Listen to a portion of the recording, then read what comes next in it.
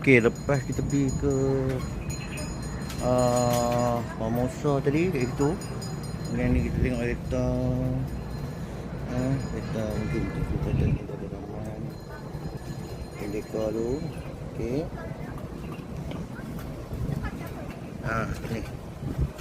Dia daripada jenama Chevrolet. Okey. DE52. Dia punya ni. Okey.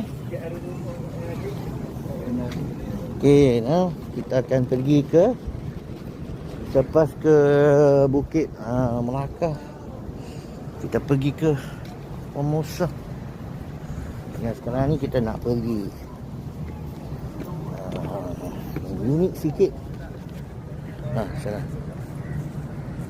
Alright.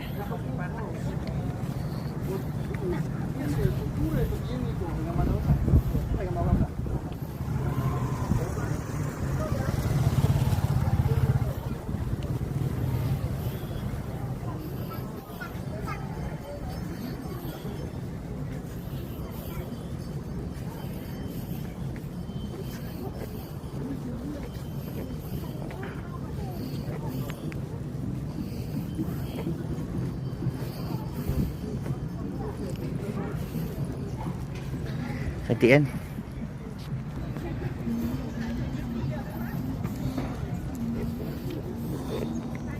Kita nak pergi masuk Istana Kesultanan Melaka. Tapi cash ni. Tapi telah diingatkan tak boleh ambil gambar apa mau. Okey. Baik. Terima kasih.